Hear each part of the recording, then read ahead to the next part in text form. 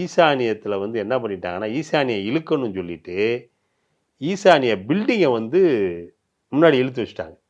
ஈசானியை வந்து ஈசானியை நீண்டிருக்கணும்னு சொல்லி புக்கில் படித்ததுனால என்ன பண்ணிட்டாங்க, பில்டிங்கில் இருந்து ஒரு 4 அடி ஈசானியத்தை இழுத்து வச்சுட்டாங்க. ஈசானிய ரூமை மட்டும்.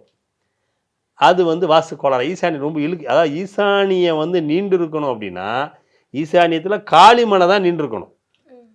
ஈசானிய பில்டிங்கை நீட்டிட்டாங்க. கட்டடத்தை நீட்டின விளைவு என்னன்னா, அது ஒழுங்கற்ற மனையாக மாறி கோடலி மனையாக மாறிடுச்சு. மாறின விளைவு அங்கே மரணம் சம்பவிச்சு. அப்போ நான் போய் பார்த்ததுக்கப்புறம் என்னங்க இப்படி பண்ணி, இல்லை சார் ஈசானியை நீண்டிருக்கணும். ஈசானியை நீண்டிருக்கணுங்கிறது உண்மை. ஆனால் ஈசானியை நீண்டிருக்கணும், ஈசானியத்தில் இடம் தான் நீண்டிருக்கணும்.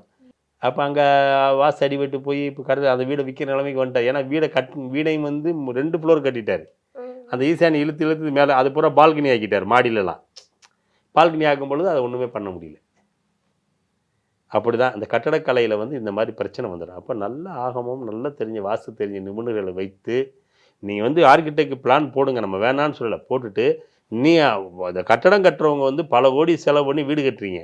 அப்போ என்ன பண்ணுங்கன்னா, ஒரு ஆர்கிடெக்டை டிசைன் போட்டு அந்த டிராயிங்கை வாங்கிட்டு அதை கொண்டு வந்து இந்த மாதிரி அனுபவமான வாஸ்துக்காரங்கிட்ட ஒரு பார்த்துக்கிறது நல்லது.